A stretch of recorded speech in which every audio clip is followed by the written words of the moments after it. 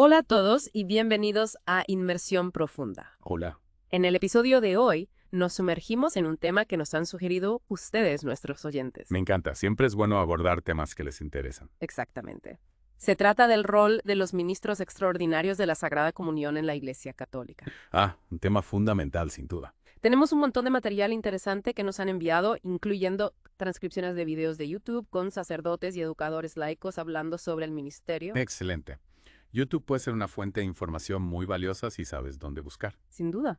Y también tenemos un artículo que resume los puntos clave. Perfecto. Entonces, ¿cuál es nuestra misión en esta inmersión profunda? Bueno, queremos comprender a fondo quiénes son estos ministros, qué hacen, por qué existen y las reglas que rigen su servicio. Suena como un plan. Empecemos por lo básico. ¿Podrías explicar brevemente qué es exactamente un ministro extraordinario de la Sagrada Comunión? Claro, en pocas palabras, es un laico, es decir, alguien que no está ordenado como obispo, sacerdote o diácono, a quien se le ha encomendado ayudar en la distribución de la Eucaristía. Ya veo. Entonces, no son ministros ordenados, sino que ayudan cuando es necesario. Exacto. Actúan cuando hay una falta de ministros ordenados o cuando hay un gran número de comulgantes o en otras circunstancias especiales. Tiene sentido. Es una forma de asegurar que todos puedan recibir la comunión. Exactamente. Pero es importante destacar que su rol es complementario y temporal. Entiendo. No reemplazan a los ministros ordenados. Correcto. Y hablando de historia, este ministerio no ha existido siempre, ¿verdad? No, no lo ha hecho.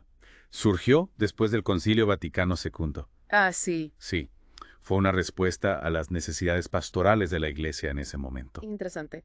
¿Y dónde encontramos las bases legales para este ministerio? Bueno, se formalizó en el Código de Derecho Canónico. ¿En serio? Sí, específicamente los cánones 910 y 230. Entiendo. Y también la Instrucción, Redención y Sacramento. Ajá. Estos documentos establecen las normas para el ministerio de los laicos, incluyendo a los ministros extraordinarios de la Sagrada Comunión. Entonces, digamos que alguien está interesado en este ministerio, ¿cuáles son las funciones principales que desempeñarían? Bueno, su principal tarea es, por supuesto, distribuir la Sagrada Comunión. Claro, Y esto se hace principalmente durante la misa. tiene sentido. Pero también llevan la comunión a los enfermos y a los que no pueden asistir a la misa. Es cierto. Y en eventos grandes ayudan a que la distribución de la comunión sea más fluida. Ya veo. De hecho, una de las fuentes que nos enviaron mencionó una estadística interesante. ¿En serio? Cuéntame más. Dice que el 98% de la distribución de la comunión por parte de los ministros extraordinarios ocurre durante la misa, Wow, eso es mucho. y solo el 2% se dedica a llevar la comunión a los enfermos. Es fascinante ver cómo se divide su labor. Ahora, ¿cómo se convierte uno en ministro extraordinario de la Sagrada Comunión? No es algo que uno simplemente decida hacer. Imagino que no. Debe haber un nombramiento oficial por parte de la Iglesia. ¿Y quién se encarga de eso? La responsabilidad recae en el obispo diocesano, Ya veo. pero a menudo delega esa autoridad en los párrocos. Claro. Lo importante es que hay una comisión formal. Entonces, no se trata solo de querer servir. Exactamente. Es un llamado que reconoce la Iglesia. Y hablando de requisitos, ¿hay criterios específicos que la Iglesia busca en un candidato? Por supuesto. Varias de las fuentes que nos proporcionaste los mencionan. Genial. ¿Cuáles son? Bueno, primero que nada, una formación adecuada es fundamental. Entiendo. Deben tener un buen conocimiento de la doctrina eucarística, la liturgia y las normas de reverencia. Claro, eso es esencial. Incluso se recomienda que participen en cursos de liturgia y de crecimiento espiritual. Qué bien. Además, deben llevar una vida cristiana ejemplar, Eso tiene sentido. con un profundo sentido de la espiritualidad. Claro. Y su vida debe ser coherente con las enseñanzas morales de la Iglesia. Por supuesto. De hecho, se menciona que alguien con mala reputación o en situaciones familiares irregulares no debería ser admitido. Entiendo. Deben ser un modelo a seguir. ¿Qué más? También deben haber recibido los sacramentos de iniciación. ¿Te refieres al bautismo, la confirmación y la Eucaristía? Exactamente. La primera comunión es importante, pero el requisito es la plena iniciación. Tiene sentido. Algo más. Se espera que tengan madurez. Claro, deben ser adultos responsables. Correcto. Y su nombramiento no debe causar escándalo o confusión entre los fieles. Entiendo. Deben ser personas respetables y de confianza. Exactamente.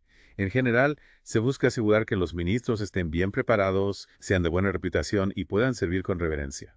Una de las fuentes mencionó diferentes tipos de designación. ¿Puedes explicarnos eso? Sí, claro. Adelante. Se distingue entre ministros designados por un tiempo determinado, llamados ad tempus, Entiendo.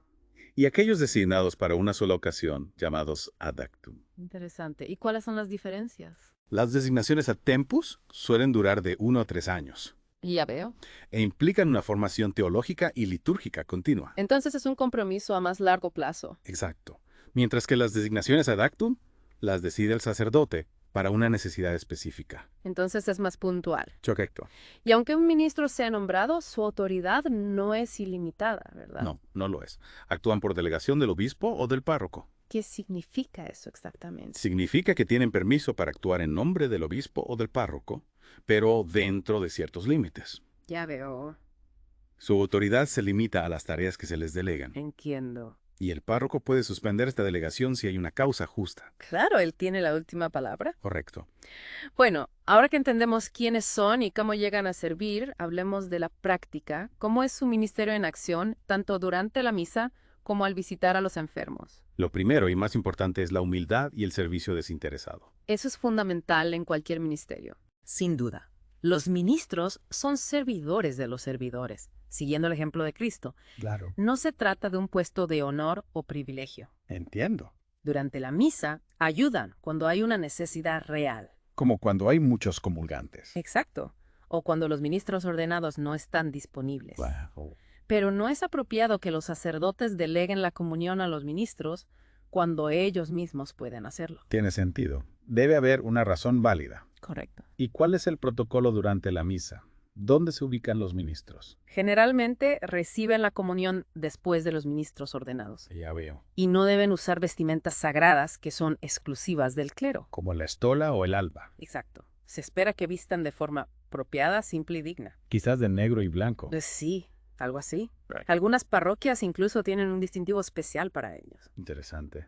¿Y qué pasa con el cáliz? No deben tocarlo hasta que el sacerdote se los pase después de comulgar. Entiendo. Todo está muy bien definido. Sí, hay normas claras para asegurar el respeto y la reverencia. Y hablando de reverencia, ¿qué hay de las hostias consagradas? ¿Hay procedimientos específicos para su manejo? Por supuesto. Oh, El cuidado y la reverencia son primordiales. ya. Si sobran hostias, el ministro debe consumirlas inmediatamente o disolverlas en agua. ¿Y qué hacen con el agua? Se vierte con respeto sobre la tierra, como en una planta. Entiendo. Nunca se deben tirar las hostias. Por supuesto. Y durante la distribución, se debe usar una patena para evitar que caigan partículas. Una patena. Sí, ese plato pequeño que se usa para sostener la hostia. Ya veo. Al distribuir la comunión en la mano, se recomienda el método de la pinza. La pinza. Sí, sostener la hostia con el pulgar y el índice. Entiendo. O tomar una hostia a la vez con mucho cuidado. Y deben esperar el amén del comulgante. Exacto. Y si tienen dudas sobre si alguien debe comulgar, Deben abstenerse de dar la comunión y remitir a esa persona al sacerdote. eso es prudente. Sí, es importante ser cuidadosos en esos casos. Hablemos ahora de las visitas a los enfermos. Parece ser una parte muy importante de su ministerio. Sin duda. Llevar la comunión a los enfermos es una función primordial. ¿Qué directrices específicas hay para eso? Se anima a los ministros a ir directamente a la casa del enfermo, sin distracciones, Ya veo. y a orar en el camino, pidiendo la bendición de Dios. Qué bonito. Deben vestirse con respeto, idealmente de blanco. Eso tiene sentido. Llevar consigo un popón, un corporal, un purificador, una bolsa para el copón y el libro ritual. El libro ritual. Sí, el que contiene el rito para la comunión fuera de la misa. Entiendo. Entonces, es una visita muy preparada. Exacto. Al llegar, saludan a la familia y al enfermo con amabilidad. Claro. Y lo importante es que invitan a un miembro de la familia a participar en la liturgia. ¿En serio? Sí. Nunca deben dar la comunión solos al enfermo, Interesante. ¿Y por qué es eso? por razones de evangelización y también por seguridad. Ya veo. Y si hay un cuidador devoto y el enfermo está muy grave, también se le puede ofrecer la comunión al cuidador. Entiendo. Luego, la familia prepara un pequeño altar para el Santísimo Sacramento. Con el corporal y el purificador. Sí, y el copón se coloca encima. Y luego usan el libro ritual para guiar el rito, Exacto. que incluye normalmente el rito de la comunión para los enfermos. Bueno, comienza con saludos y un acto de penitencia. Ya veo. Luego se lee un pasaje de las Escrituras, generalmente del Evangelio, Claro. y se hace una breve reflexión de no más de 5 minutos, conectando la palabra con la vida diaria. Entiendo. Esta reflexión puede ser preparada por el ministro o proporcionada por el párroco. Qué bien. Después viene la oración universal, el Padre Nuestro, el signo de la paz y la administración de la comunión. Con las palabras, el cuerpo de Cristo y el amén del comulgante. Exacto. Y después, Un momento de silencio, la oración después de la comunión y una bendición final. Suena como una experiencia muy significativa. Sin duda lo es. ¿Y qué ocurre cuando el enfermo está en peligro de muerte? En esos casos, la Eucaristía que recibe se llama viático. Viático. significa alimento para el viaje. Ah, ya veo. Se considera su último alimento para el paso a la vida eterna. Entiendo. El ritual para el viático se debe seguir con especial cuidado. Claro. Si el enfermo no puede tragar la hostia, se le puede ofrecer la preciosa sangre, La preciosa sangre. el vino consagrado. Ah, ya veo. Y si el peligro de muerte es inminente, un laico puede incluso bautizar al enfermo si es necesario. ¿En serio? Sí, es una situación excepcional. Entiendo. Después del rito, el ministro se despide con respeto y se lleva sus pertenencias. ¿Y qué hacen con las hostias que sobran? Se devuelven al tabernáculo de la parroquia. ¿Qué han sentido? Hay que tratar la Eucaristía con sumo cuidado. Claro. Y hablando de cuidado, hay cosas que los ministros extraordinarios de la Sagrada Comunión deben evitar hacer. Me imagino que sí. ¿Cuáles son? Bueno, nunca deben actuar como si fueran sacerdotes ordenados. Claro. No pueden consagrar la Eucaristía, escuchar confesiones, ni realizar otras funciones sacerdotales. Entiendo. Tampoco deben asumir otras responsabilidades durante la misa que los distraigan de su función principal. Tiene sentido. Y generalmente no deben sacar hostias directamente del tabernáculo. Eso lo hacen los ministros ordenados. Normalmente sí, o se delega esa tarea con mucha reverencia. Ya veo. Y algo muy importante es que este ministerio debe seguir siendo extraordinario, ¿Qué quieres decir con eso? que está destinado a situaciones de necesidad genuina. Entiendo. No debe convertirse en la forma habitual de distribuir la comunión. Claro, debe reservarse para ocasiones especiales. Exacto. Para concluir, ¿qué mensaje clave le darías a nuestro oyente, especialmente si es un ministro extraordinario? Les recordaría la importancia de su llamado y la necesidad de formación continua. Tanto intelectual como espiritual. Exactamente. Y la importancia de la humildad y el servicio desinteresado. Sin duda.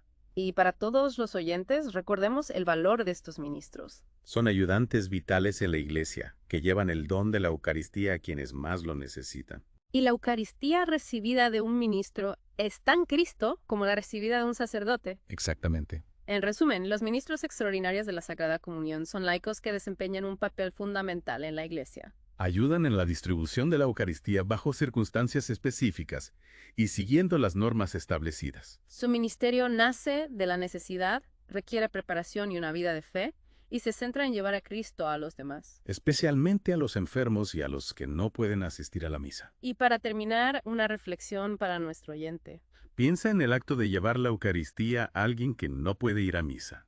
¿Cómo refleja esto el cuidado de la iglesia y la importancia de la Eucaristía? Y más allá de este ministerio, ¿de qué otras formas podemos servir a la iglesia en nuestras comunidades? Excelente pregunta. Si quieren profundizar en este tema, les animamos a explorar las normas de su diócesis.